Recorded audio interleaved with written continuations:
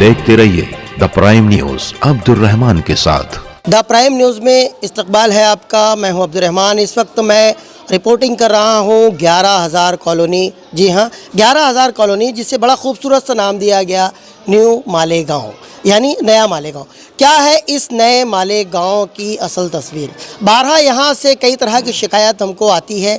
यहाँ के रहने वाले कई तरह के कंप्लेन हम लोगों को करते हैं। कई बार उन्होंने कहा कि आप 11,000 कॉलोनी ज़रूर आइए और यहाँ के लोगों की ज़िंदगी ज़रा करीब से देखिए, क्योंकि इन लोगों को शहर से दूर यहाँ पर तो बसा दिया गया, मगर क्या वो तमाम सहूलियात, वो तमाम जो फैसिलिटीज़ हैं जो मालेगांव शहरियान को मिलती हैं, क्या इन्हें मिलती हैं? आज़ादी के दौर में जब ब्रिटिश हुकूमत के ख़िलाफ़ हिंदुस्तान में जब हमारे जो रहनुमा हैं वो एहतजाज की आवाज़ बुलंद किया करते थे, मुखालफत किया करते थे, हुकूमत के ख़िलाफ़ जाया करते थे, तब ऐसी सूरत में उनको उठाकर अंडमान निकोबार या म्यांमार में ले जाकर बसा दिया जाता था, जिसे काला पानी कहा जाता था। ये 11,000 कॉलोनी इन बसने वालों के लिए किसी सजाए काला पानी से कम नहीं है। इनको यहाँ बसा तो दिया गया है, मगर अगर बात करें यहाँ इनके हेल्थ की, इनके एजुकेशन सिस्टम की और दीगर कई सहूलियात की, तो यहाँ पर ये तमाम सहूलियात इनको दस्तयाब नहीं है। क्या है इनकी परेशानियाँ, इन्हीं से पूछते हैं। इस वक्त मेरे साथ मोहम्मद आलम हैं। मोहम्मद आलम से पूछते हैं कि वो कब से यहाँ पर रह रहे हैं और जिन सहूलियात का जिक्र किया गया था, जिन सहूलियात का वादा किया गया था, क्या वो तमाम सहूलियात इनको यहाँ पर मिल रही है? मोहम्मद आलम साहब, पूछना चाहेंगे आपसे। एक भी सहूलत यहाँ नहीं दी गई। यहाँ बोले थे कि आप वहाँ चले जाओ। हम लोग टोटल किले से लोग आए हैं, यहाँ से बहुत जगह से सब लोग आए हैं, बाकी यहाँ सहूलत एक चीज़ की नहीं, ना यहाँ बस डाले है, ना एम्बुलेंस डाले है, ना कोई चीज़ डाले है। सिर्फ यहाँ ला के डाल दिए भेड़ बकरी जैसा, और ना यहाँ पे किसी का ध्यान भी नहीं है, ना किसी एमएलए का ध्यान है, किसी निम्बर का ध्यान, कोई यहाँ झाँकने को नहीं। वोट लेने के लिए बरोबर हर निम्बर हर एमएलए आता है, कोई भी शहर का हो, कोई भी पार्टी का शख्स हो, वो हरदम आता है, ये मेरा भाई है, ये मेरा भाई है। उसके बाद कोई दिखने को तैयार नहीं। यहाँ रात में इतनी खतरनाक यहाँ परिस्थिति रहती है, पूछो मत। कोई सहूलत नहीं, ना पुलिस स्टेशन है, ना बस है, ना बच्चे लोग को स्कूल तक यहाँ नहीं है। और यहाँ पे जब रात में कुछ मालेगांव से कुछ भाई लोग यहाँ आते हैं ना, दारू पिए रहते हैं, बोलते हैं निकाल लो बंदूक, निकाल लो तलवार। यहाँ पे ना और वाली पुलिस स्टेशन इतनी दूर, यहाँ पे वैसे गूंगे बन के खड़े रहना पड़ता है उनके सामने। हाँ भैया बोलो, तलवार कहीं निकालते, कहीं बंदूक निकालते, कोई सुनने वाला नहीं। यहाँ पे कोई, यहाँ पे कोई चीज़ की वो नहीं है, एकदम भेड़ बकरी की तरह ला के डाल दिया है। न कोई देखने आता। तुम देख लो, तुम्हारे सामने एक खाने, बच्चे लोग के पीछे स्कूल है, जाके देख लो। ये गटर का चौकअप का जो पानी आता है ना, वो वहाँ बह के जाता है। वहाँ पे कोई तवज्जो ही नहीं, ना मास्टर भी वहाँ पे आते हैं, टक टक लकड़ी बजाते, 12 बजता ही चले जाते। किसी बच्चे को बुला के पूछो तुम क्या पढ़े है, कुछ नहीं आता। अच्छा, इतनी बड़ी आबादी है, करीब करीब 11,000 कॉलोनी। अगर हम कैलकुलेशन करें तो कम से कम 5,000 कॉलोनी में तो लोग रहते होंगे। एक में अगर 7,000 कॉलोनी में यहाँ 760 घर के अंदर 100 रूम है, इतने लोग रह रहे हैं। उसके बाद कोई यहाँ पे नहीं रह रहा, सिर्फ 760 घर के अंदर। अच्छा, हाँ, इन्हें जितनी सर्वे के अंदर है। अच्छा, ये हम लोग कमिश्नर को लिख के भी दिए। कमिश्नर साहब इससे पहले जो थे उनको लिख के भी दिए, मेमोरेंडम दिए, हर चीज़ दिए उनको कि यार सर ये देखो हमको ये सब की तकलीफ है। तो बोले बस अगले हफ्ते में हो जाती है। किसी एमएलए थे या किसी नंबर थे, बोले बस ये दिन हो जाएगा, आप टेंशन मत लो। बाकी कोई झाँकने तक का नहीं आता है। अच्छा, कहीं ऐसा तो नहीं है कि ये पूरी जो कॉलोनी है, ये पूरी कॉलोनी के रहने वालों की जो वोट है, वो जो मालेगांव का जो हल्का है, जहाँ पर चाहे वो कारपोरेशन का हल्का हो, चाहे फिर वो पार्लियामेंट का हल्का हो, चाहे असेंबली का हल्का हो, यहाँ पे फिलहाल इन बसने वालों की वोट जो है इस जगह पर नहीं आ रही है, बल्कि आप जहाँ से आए वहाँ है। तो सिर्फ वोट के पीरियड में, वोट इलेक्शन के दौरान ही आपके पास आते हैं? इलेक्शन के टाइम में आते हैं कुछ जो नंबर जो एरिए के है, जैसे आज मान लो किला है, गालिब नगर है, अपना ये मुकुंदवाड़ी है, नाग छाप है, जहाँ जहाँ के जो लोग आए वहाँ के नंबर आते हैं। एक वो बड़ी गाड़ी लेके उनको बैठाते हैं, लेके चले जाते हैं, वोट लेते हैं, वोट के बाद ला के यहाँ छोड़ के चले जाते हैं।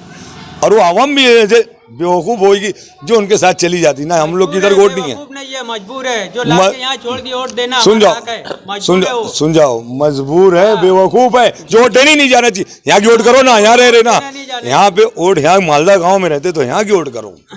मैं आपसे पूछना चाहूँगा, क्या नाम आपका? आबिद खान। आ जाइए आबिद खान, आ जाइए, आ जाइए। तो जैसे आपने कहा कि भाई वो बेवकूफ़ नहीं है, मजबूर है, सही बात है। एक बेबसी की तस्वीर है, एक मजबूर आदमी बराबर। है। मगर कहीं ना कहीं से ऐसा लग नहीं रहा है कि आप लोगों की हक तलफी हो रही है। जब आप लोग मजबूर हैं तब उनको क्यों नहीं आप मजबूर कर देते कि यहाँ पर आकर आपको वो तमाम सहूलियात दें जो शहर में मिल रही है? हमने हर तरीके से इनको आजमा के देखा है, लेकिन ये सुनने के लिए तैयार नहीं है। ये बोलते हैं मतदान तुम्हारी जो है वोट वहाँ पर है नहीं। और ये जो है डॉक्टर खालिद परवेज़ के हाथ में आज भी ये हिस्सा जो है कॉलोनी का आज भी डॉक्टर खालिद परवेज़ के हाथ में, लेकिन इस्तीफा अभी दे चुके हैं, कमिश्नर के हाथ में पूरा चल रहा है। तो उनका बोलना यह है कि हम क्यों जाएंगे, हमारा कोई हक नहीं बनता वहाँ, हमारा वार्ड का हक है, हम वार्ड के अंदर सर्वे करेंगे, हमारा वोट वहाँ मिलता है, हम वहाँ पर वोट निकालेंगे। वहाँ बस्ती से हमारा कोई लेना देना नहीं, 11,000 कॉलोनी से एकदम खुला बोलते हैं वो।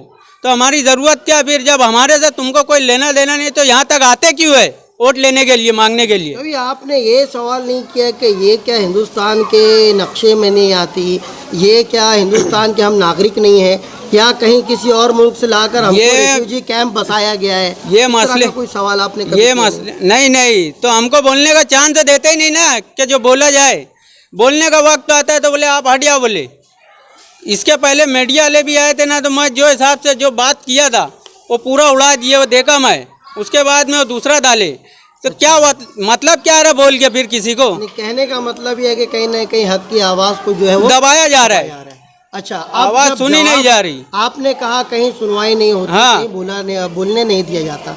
बोलने का हर आम शहरी को हिंदुस्तान में हक है। एक ही वक्त है, वो है वोट का पीरियड, इलेक्शन का। हाँ, क्या उस पीरियड में 11,000 कॉलोनी के रहने वाले अपना जवाब इस बार उनको देंगे जो आपकी वोट लेने के लिए सिर्फ आते हैं और उसके बाद जो है आप लोगों को भूल जाते दिया हैं? जाता है? हाँ, क्या इस बार ऐसी उम्मीद है कि आप लोग इस तरह का जवाब उनको देंगे? हम लोगों ने कई बार ये कोशिश की है, जब से आए हैं हम लोग करते हैं, लेकिन कुछ लोग ऐसे हैं जो पैसे के लालच में बिक जाते हैं और उनकी वजह से दूसरों को बोलते हैं 500 रुपया मिलेगा, चलो तुम भी वोट दे दो, तो उसमें हम टूट जाते। जो हमारी हक की बात है, जो आवाज़ है वो दब जाती। क्यों? तो आवाम जो पलट जाती है पैसे की वजह से। मजबूर है, यहाँ काम धंधा नहीं है, गाड़ी घोड़ा नहीं है, दवाखाना नहीं है, मेडिकल नहीं है। यहाँ दवाखाना जब खोला है मैं चालू करा, उसको ताला तोड़ के 2 बार चालू करा है। तो वो क्या बोलते हैं कि यहाँ पर मेडिसिन नहीं मिलेंगी। अच्छा, कुसुम्बर रोड का जो दवाखाना बंद हुआ सरकारी, वहाँ की मेडिसिन पास होती है, वो यहाँ पर मैं यहाँ लाता हूँ। अच्छा, क्यों? तो यहाँ पर ये डॉक्टर लोग से यहाँ पूछना, सरकारी दवाखाने में गोली दवा नहीं दी जाती यहाँ। ना ड्रेसिंग का कोई इंतजाम है यहाँ पर, ना सलाइन है यहाँ, ना कोई बेड है यहाँ पर, ना पीने के लिए पानी है, ना यहाँ बिजली है, पावर कुछ नहीं है। सिर्फ दवाखाना नाम का खुला है, वो भी उतने पूरता है जो खांसी आ रही है, सिर दर्द है, बस उतना गोली देंगे जाओ। अच्छा, जो मेजर बीमारियां हमने यहाँ पर देखा है कि जैसे किसी कोई हादसा पेश हो, हाँ, हमारी बहनें हैं, डिलीवरी का मामला हो जाए, ये खुद हम किसी लेके को जाते जो हैं है रात में। हार्ट अटैक हो जाए रात के वक्त में, सवारी हाँ, का कोई माकूल नहीं है, इंतजाम नहीं है। तब ऐसी सूरत में किस तरीके से इतनी इमरजेंसी में आप लोग अपने घर के मरीजों को लेकर के जाते हो? अभी 23 नंबर में एक हादसा ऐसे ही हुआ है ना, पेशेंट को अटैक आया है, उतारे तक तो उनका दम निकल गया, क्या करेंगे? सवारी नहीं है, ऊंचाई इतनी है, चौथे पे से नीचे उतारे तक वो लेडीज़ का इंतकाल हो गया है। तो इसके जिम्मेदार कौन है? यहाँ लीप है क्या? इतना चढ़ेंगे और उतरेंगे इतना टाइम लगता है, तो जब तक तो यानी आदमी चला जा रहा है, क्या करेंगे उसको? और फिर हॉस्पिटल भी यहाँ नहीं है, गांव में जाना है, यहाँ से हाईवे पे ये गाड़ी मिलता नहीं है। रात में किसी को उठाए रिक्शे वाले को, वो उठते हैं तो बोलते हैं यार भैया 200 लगेगा, 150 लगेगा, फिर वहाँ हॉस्पिटल में जाए तक तो आदमी बचता है क्या? अच्छा, इतना बड़ा पूरा ये इलाका है, रोजगार के लिए यहाँ पर कोई भी ऐसा इंतजाम नहीं है। यहाँ पर आबादी जो काम करती है, काम करने के लिए उनको शहर में जाना है। क्या कहेंगे आप इस बारे सरकार के ताल्लुक से रोजी नहीं है। अच्छा यहाँ पर चोरी से हमारी ज़्यादा होती है। अच्छा जो बंद कॉलोनी है वहाँ चोरी तो होती है, बस वही लोग उसका रोजगार बना लिए। अच्छा और जो रोजगार करने वाले हैं तो उनको आने जाने में तकलीफ ये है कि कॉलोनी के अंदर जब भेजे तो क्या बोल के भेजे कि यहाँ मिनी बस रहेंगी। मिनी बस आई नहीं आई, तो यहाँ रोजी रोटी के लिए आने जाने में बहुत तकलीफ है। अच्छा, जब हम यहाँ से एंट्री करते खासतौर से कचरा डेपो के पास से, तो हम देखते हैं कि वहाँ पर जो है कचरे के ऊपर बड़े बड़े जो कुत्ते हैं हाँ वो यहाँ पे जो है मौजूद है। लोगों से बात करने पर पता चला कि वो लोगों के ऊपर हमला भी करते हैं। बच्चे को रात के वक्त जो है यहाँ पर कोई भी लाइट का माकूल इंतजाम आने के लिए नहीं है। क्या कहेंगे आप लोग? यहाँ पे ऐसी कोई चीज़ की सुविधा है नहीं। बीमारी आरामी हर चीज़ की तकलीफ है। यहाँ जब बच्चे की मैयत होती है ना तो फुकारा करने के लिए गांव में फ़ोन लगा तो वो बोलता है कि भैया 3 बज रहा, मैं नहीं आऊँगा, कॉलोनी है। लोग कॉलोनी के नाम से डरते हैं। कॉलोनी में कोई भूत बंगला नहीं है। बस यहाँ पे एक हरकत ये है, गांव वाले यहाँ आते नहीं है। जब गांव वाले आते हैं तो यहाँ उनको परेशानी हो जाती है, इसलिए कि उनको जाने का साधन नहीं रहता है।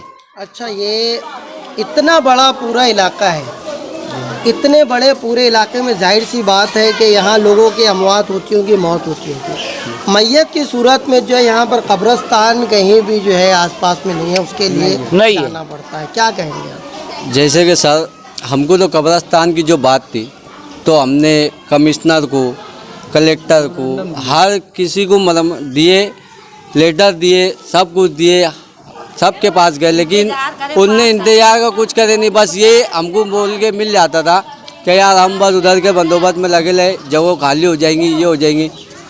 और सब में ज़्यादा तो छोड़ो, छोटे बच्चों की जो है ना, ये पूरे जो कुत्ते रहते हैं ना रात के टाइम में, तो टोटल इधर आ जाते हैं। उसमें ना बच्चों, कचरा डिपो के जितने भी कुत्ते हैं ना टोटल इधर आ जाते हैं। वो बच्चों को ना भी कैसे भी हमला करते हैं। इससे पहले भी 4-5 बच्चों को काट चुके।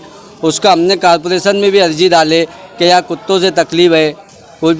यहाँ तो सबका जैसे जो है दिन तो कहीं भी निकल जाता, लेकिन जैसे यार हम कभी तुम्हारे को बोल रहे मजबूरी परेशानी आ गई तो कुछ तो हल निकालो, एक आध तो चक्कर मारो। तुम कुछ मत करो, लेकिन चक्कर मार के पब्लिक के दिल को दिलासा तो दे दो कि हम आए थे, चलो भाई। आपने तो कब हुआ, पहले साल हुआ कि हमने सोचे कि यार अगले साल हो जाए, फिर अगले साल हुआ तो हमने सोचा तीसरे साल हो जाए। 5 साल के दिन निकल गए, कोई कुछ नहीं हुआ। अच्छा, हम यह देख रहे हैं कि अभी जैसे मुल्क में कई तरह की बीमारियां, अगर आप अखबार पढ़ते होंगे, टीवी देखते होंगे, तो मुल्क में इस वक्त तो जो है इन्फ्लुएंजा ये बड़े ज़ोरों में है। H3N2 वायरस जो है ये पूरे दुनिया में कुराम मचा रहा है, भारत में भी कुराम मचा रहा है। जाहिर सी बात है अपने शहर में भी ये जो बीमारी है ये फैलने जा रही है। यहाँ पर इतना बड़ा कचरा डेपो जिसमें कई तरह के जरासीम जो है वो सफ़र करके हवा के ज़रिए किसी न किसी ज़रिए से आप तक पहुँचते, कई तरह के जरासीम। क्या कभी ऐसा हुआ कि ये पूरे कॉलोनी के रहने वालों के लिए कोई मेडिकल कैंप लगाया गया या इनका टीकाकरण कराया गया, या यहाँ डोर टू डोर आकर यहाँ औरतों के, बच्चों के, लोगों के सेहत के बारे में मालूमात ली गई, या कोई जो है तिब्बी इमदाद यहाँ पर आप लोगों को दी गई? ऐसा कोई सर्वे नहीं किया गया। नहीं, जो है गलत बात नहीं है। सर्वे जो है ना, कोरोना वायरस के तीरों से जो टीकाकरण हुआ था ना, तो टीकाकरण आया था यहाँ। अच्छा, उसके बाद कुछ भी ऐसा नहीं आया। और बात रही तुम्हारी तो जो ये टीकाकरण की है, तो इसमें इतना ही आता है जितना कभी 100% गाँव वालों को मिलता है तो हमको 10% मिलता है। जैसे 100% गाँव वालों का काम हो रहा है ना, तो हमको 10% मिलता है। जैसे गाँव वाले हैं ना तो वो इंसान है, हम इधर जानवर है। अच्छा, हम जैसे ही कॉलोनी में आते हैं मेन रोड से, तो मेन रोड पर ही कचरे का एक ढेर यहाँ पर दिख रहा है, जैसे ही हम आते लगा हुआ है। क्या यहाँ पर साफ सफाई के लिए कभी किसी को कोई तौफीक होती है? अगर बात करें कचरे की, करीब में ही कचरा डेपो है। सबसे ज़्यादा अगर कचरा उठाकर सबसे नज़दीक अगर कहीं फेंका जा सकता है तो कचरा डेपो है। इतने नज़दीक होने के बाद भी क्या यहाँ पर कचरा उठाने के लिए कोई आता है, साफ़ सफाई के लिए? कचरे के ताल्लुक से ऐसा है कि जैसे कि अभी ये कचरा पड़ा है तो तुम ये देख के अंदाज़ा लगा सकते हो कि कोई उठाने वाला आता हुआ। मेरे घर की औरत, मेरे घर की बहन, माँ, बेटी, ये भाई के सभी के उतरते हैं, एक झाड़ू लगाते हैं, एक कचरा जमा करते हैं, हम सारे मर्द लोग वहाँ खड़े रह के जला देते। और जितना जलता है वो ठीक है, और जो नहीं जलता है वो ऐसा पड़े रहता है। देख लो तो अंगार भी वहाँ पे होंगी। कैमरा घुमाओ उस साइड। हाँ अच्छा और जैसे कि हमने मच्छर की वजह से भी जो है ना, तो वो भी कॉर्पोरेशन में ना प्रभाग नंबर 4 में भी अर्जी मारे कि मच्छर जो है ना ज़्यादा तकलीफ में हो रहे हैं, ये पानी की वजह से ऐसा वैसा, तुम नहीं साफ सफाई कर देना तो एक मामूली दवा हमको दे दो, हम मार लेते हमारे हाथ से। जैसे तुम्हारे को कोई बात की छुट्टी नहीं, तुमको सरकारी पगार नहीं होंगी, तुम कुछ काम नहीं कर सकते होंगे, तो भैया तुम्हारा काम हम कर लेते, हमको सिर्फ दवाई दे दो, हम हमारे हाथ से खुद मार लेते। तो वैसा भी कुछ नहीं। बताने की ज़रूरत नहीं है, यहाँ के उनके जिम्मेदारों को समझना चाहिए कि ये बीमारी कैसे फैलती है, यहाँ क्या चाहिए, पानी की है, बिजली की है, हॉस्पिटल की है, हर चीज़ें यहाँ हर लोग अपने हाथ पे के रोज़ के कमाने रोज़ के खाने वाले। आप लोग यहाँ के गौर करें, देखें, स्कूल के माध्यम से, दवाखाने के माध्यम से, मेडिकलों के हर चीज़ के, बाकी कुछ नहीं है। आप लोग समझदार है, सब कुछ है। एक इसे मीनारों का शहर किया जाता है, बताया जाता है, लेकिन यहाँ ऐसा बोलना चाहिए कि इन पढ़े लिखों से हम लोग समझदार है, जो इन्हें हम झेल रहे हैं, समझे। बाकी मैं अपनी बात खलास करता हूँ, धन्यवाद। तो ऐसी एक नहीं कई तकालीफ यहाँ पर है, कई दुश्वारियाँ यहाँ पर है। इनको यहाँ पर बसा तो दिया गया, मगर जो सहूलियात इनको मिलनी चाहिए थे उन सहूलियात से इनको महरूम रखा गया। इनका साफ कहना है कि एक मिनी हॉस्पिटल यहाँ पर होना चाहिए था, ताकि बर वक्त तिब्बी इमदाद के लिए यहाँ पर एडमिट किया जा सके। यहाँ पर एजुकेशन सिस्टम जो है बेहतर होना चाहिए था। बेटी पढ़ाओ बेटी बचाओ का हम नारा तो ज़ोरों शोर से दीवारों पर लिख रहे हैं, मगर क्या यहाँ की बेटियाँ, क्या यहाँ के बच्चे तालीम हासिल कर पा रहे हैं, इस बारे में कोई फिक्र करने वाला नहीं है। इसके अलावा यहाँ सब्ज़ी मार्केट होनी चाहिए थी, सब्ज़ी मार्केट यहाँ पर नहीं है। इसके अलावा कब्रिस्तान की यहाँ पर सहूलत नहीं है। यहाँ पर रहने वालों को रोज़ी रोटी के लिए गांव में जाना पड़ता है। यहाँ पर जो बच्चे गांव में पढ़ रहे हैं उन बच्चों को अगर यहाँ ऑटो से भेजा जाए, पर जो हेड बच्चा है एक बच्चे के ऊपर 600 से 700 रुपये माहाना खर्च है। अगर एक घर में 3 से 4 बच्चे यहाँ पर अगर तालीम हासिल कर रहे हैं तो एक घर को कम से कम 3000 रुपये माहाना रिक्शा का किराया देना पड़ता है। अगर आधी रात को बहनों को दवाखाना ले जाना पड़ा तब जो है ओवर चार्जेस रिक्शा वाले लेते हैं, ज़्यादा पैसा इनको देना पड़ता है। ऐसी नहीं कई एक चीज़ें हैं, मगर मालेगांव शहर के नामो नेहाद लीडर जो अपने आप को कौम के रहबर कौम के रहनुमा मानते हैं, पता नहीं क्यों उनकी रहबरी इन तक नहीं पहुंचती, क्यों सिर्फ इलेक्शन के दिनों में ही ये लोग उनको याद आते हैं। दो एक ज़ख्म नहीं, पूरा ही बदन ही ज़ख्मी है, दर्द खुद हैरा है, कहाँ से उठे। देखते रहिए द प्राइम न्यूज़ मेरे यानी अब्दुल रहमान के साथ।